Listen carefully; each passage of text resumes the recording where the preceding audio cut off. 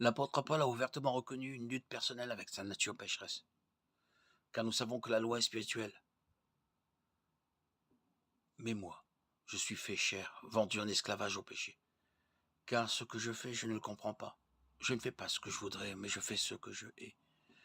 Mais si je fais ce que je ne veux pas, je m'en remets à la loi, reconnaissant que la loi est bonne. Ainsi donc, ce n'est plus moi qui le fais, mais c'est le péché qui habite en moi. Je sais que le bien n'habite pas en moi, c'est-à-dire dans ma chair, car la volonté est en moi. Mais l'accomplissement du bien n'y est pas. Car le bien que je veux, je ne le fais pas, mais je fais le mal que je ne veux pas. Mais si je fais ce que je ne veux pas, ce n'est plus moi qui le fais, mais c'est le péché qui habite en moi. Je découvre alors que le mal est présent en moi, celui qui veut faire le bien. Car je participe avec joie à la loi de Dieu dans l'homme intérieur, mais je vois dans les membres de mon corps une autre loi qui combat la loi de mon entendement, qui me rend prisonnier de la loi du péché qui est dans mes membres.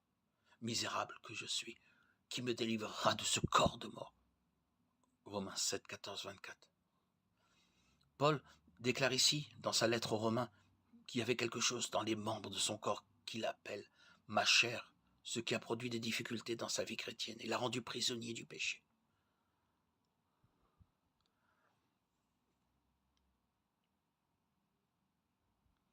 Ici, tu ne dois donc pas comprendre la chair comme si seule la chair était liée à l'impudicité. Saint Paul utilise la chair de l'homme tout entier, corps et âme, raison et toutes ses facultés comprises, parce que tout ce qui est en lui aspire et s'efforce d'atteindre la chair. La chair correspond aux affections et aux désirs qui vont à l'encontre de Dieu, non seulement dans le domaine de l'activité sexuelle, mais dans tous les domaines de la vie. Pour bien comprendre le terme chair, il faut examiner son utilisation et sa définition dans les Écritures, la manière dont il se manifeste dans la vie des croyants et des non-croyants, les conséquences qu'il produit et la manière dont il peut finalement être surmonté.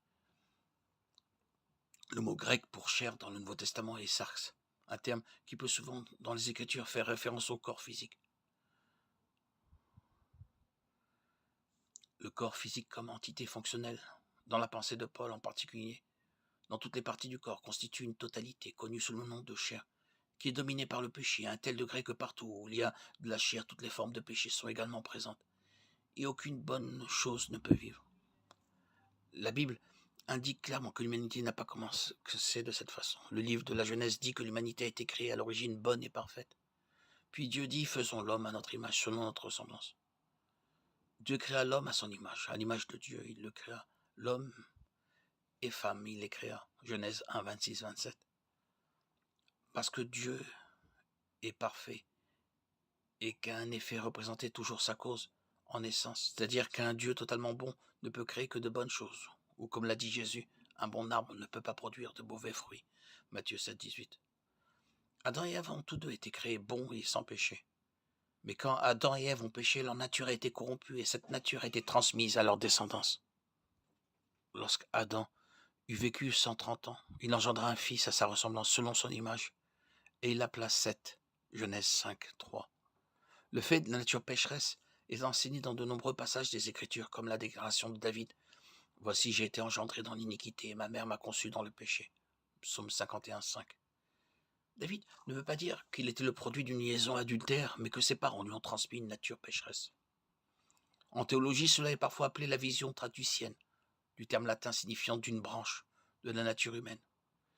La vision traducienne est que l'âme d'une personne est créée par ses parents, l'enfant héritant de leur nature déchue dans le processus.